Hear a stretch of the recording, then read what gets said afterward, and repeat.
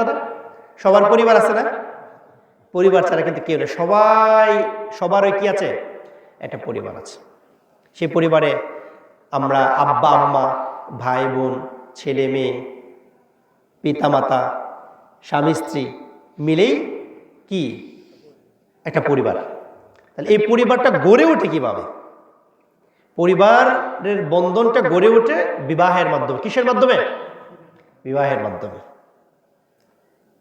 এই বিবাহের মাধ্যমে একটা সমাজে শৃঙ্খলা আসে।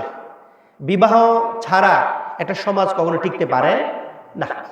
সন্তানের পরিচয় নাই, কে তার বাবা কে তার মা, ব্যক্তির কোনো ঠিকানা নাই কোন বংশের লোক, তাহলে সমাজটা কি, সভ্যতা কি টিকবে? এটা অমানুষের সমাজ হয়ে যাবে, অসভ্য মানুষের অভয়ারণ্য হয়ে যাবে। সমাজে শৃঙ্খলা আসে কিসের মাধ্যমে? পরিবারের মাধ্যমে। আমরা কিভাবে পৃথিবীতে এসেছি? আমরা তো পিতামাতার বৈধ ভালোবাসার ফসল হিসেবে পৃথিবীতে এসেছি। তাহলে বৈধ ভালোবাসার মাধ্যমটা কি? মাধ্যম হচ্ছে পরিবার, বিয়ে। এই বিয়ের ব্যাপারে রাসূলুল্লাহ সাল্লাল্লাহু আলাইহি ওয়াসাল্লাম বলেছেন, তুনকাহুল মারআতু লিআরবাইন, তোমরা যখন বিবাহ করবে তখন কোনো নারীকে বিবাহ করার ক্ষেত্রে তোমার 4টা বিষয়কে খেয়াল রাখবে। কয়টা বিষয়? তুনকাহুল মারআতু লিআরবাইন, লিমালিহা ওয়া লিহাসাবিহা ওয়া জামালিহা ওয়া লিদীনিহা। ভালো করে শুনে রাখেন মুরব্বীরা, আপনাদেরকে কিন্তু তরুণ যুবকরা বিয়ে করার সময় মুরব্বী হিসেবে আপনাদেরকে নিয়ে যাবে। মুরব্বী হিসাবে আপনাদের দোয়া নেওয়ার জন্য, আপনাদের পরামর্শ নেওয়ার জন্য, আপনাদের অভিভাবকত্ব গ্রহণ করার জন্য আমাদের তরুণরা, যুবকরা আপনাদেরকে গার্ডিয়ান হিসেবে নিয়ে যাবে। তখন বিয়ে করার সময়, বিয়ে দেওয়ার সময় কয়টা বিষয় খেয়াল রাখবেন? কয়টা বিষয়? 1 নাম্বার হচ্ছে লিমা আলিহা, তার ধন সম্পদ দেখবেন, সে কেমন, তার আর্থিক অবস্থাটা কেমন। ওয়ালি হাসাবিহা, তার বংশমর্যাদাটা কেমন, কোন বংশের লোক। ওয়া জামালিহা, তার রূপ সৌন্দর্য, সে সুন্দর, রূপ সৌন্দর্য। সুন্দর বলতে আবার মনে করবেন না যে সাদা। সুন্দর মানেই হচ্ছে যা দেখতে ভালো লাগে, যা আপনার মনকে আকৃষ্ট করবে। 4 নাম্বার হচ্ছে ওয়ালি দীনিহা, 4 নাম্বার যে জিনিসটা লক্ষণীয়, বিবেচ্য, সেটা হচ্ছে কি? তার দিনদারিতা, ধার্মিকতা। কয়টা বিষয়?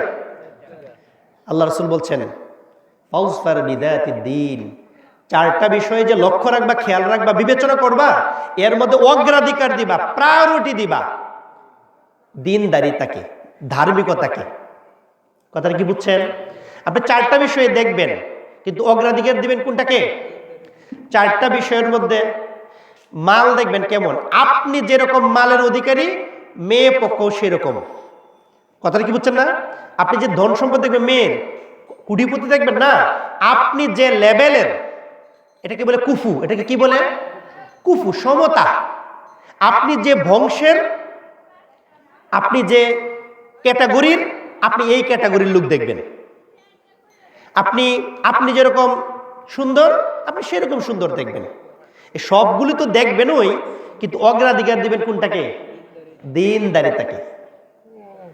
আপনি যদি মনে করেন খালি বংশমর্যাদা দেখছেন, সৈয়দ বংশের, পাঠান বংশের, ভূয়া বংশের লোক, আবার সম্পদের পাহাড় দেখছেন, গড়ের মধ্যে শুধু কি দেখছেন? যে ধান রাখার, ধানের ঘর আছে কিনা, ক্ষেত আছে কিনা, জায়গা জমি সম্পদ আছে কিনা, এগুলি শুধু দেখলেন, ধার্মিকতাকে দেখেন নাই, নৈতিকতা, চরিত্রকে গুরুত্ব দেন নাই, প্রাধান্য দেন নাই, তাহলে আল্লাহ রাসূল বলেছে, তাহলে কি বিপর্যয় সৃষ্টি হবে। কি সৃষ্টি হবে? বিপর্যয় সৃষ্টি হবে। এজন্য আমরা বিয়ের ক্ষেত্রে কয়টা বিষয়কে লক্ষ্য রাখবো? 4টা। গুরুত্ব দিব কোনটাকে? দিনদারিতাকে। আল্লাহ রাসূল বলছে ফাজফার বিদাতিদ দ্বীন, তুমি তোমার দিনদারিতাকে অগ্রাধিকার দিয়ে তুমি তোমার হাতকে, তুমি তোমার জীবনকে সিক্ত করো। তাহলে আমরা আজকে থেকে বিয়ে শাদীর ক্ষেত্রে গুরুত্ব দিব কোন বিষয়টাকে? দিনদারিতা, ধার্মিকতা, পর্দা করে কিনা, নামাজ পড়ে কিনা, ভালো মানুষ কিনা, এটা আমরা দেখব। কিন্তু দুঃখজনক হলেও সত্য, আমরা বিয়ে শাদীর ক্ষেত্রে দেখি বাপের জায়গা জমি বিশাল আছে কিনা, মেয়ে 5 ফুট 6 ইঞ্চি লম্বা আছে কিনা, মেয়ের মুখ একদম গুল, লাভের মতো চেহারা, রক্ত ঠলঠল করে পড়ে কিনা, এগুলো আমরা কি অগ্রাধিকার দিই।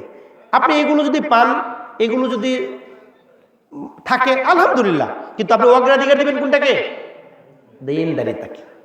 মনে রাখবেন, যদি আমরা দিনদারিতাকে অগ্রাধিকার না দেই, দিনদারিতাকে যদি প্রায়োরিটি না দেই, গুরুত্ব না দেই, তাহলে ব্যক্তির জীবনে বিপর্যয় নেমে আসবে। কি নেমে আসবে? বিপর্যয় নেমে আসবে। অশান্তি, বিশৃঙ্খলা, পরিবারের মধ্যে দাম্পত্য কলহ সৃষ্টি হবে। আর যদি দিনদারিতাকে অগ্রাধিকার দেন, তাহলে দেখবেন দুনিয়াটা আপনার জন্য বেহেশতে পরিণত হবে। দুনিয়াটা আপনার জন্য কি হবে? প্রশান্তির ফোয়ারা তৈরি হবে ঘরের মধ্যে। সম্মানিত উপস্থিতি, সম্মানিত মুসলিম কেরাম, রাসূলুল্লাহ সাল্লাল্লাহু আলাইহি ওয়াসাল্লাম বলেছেন,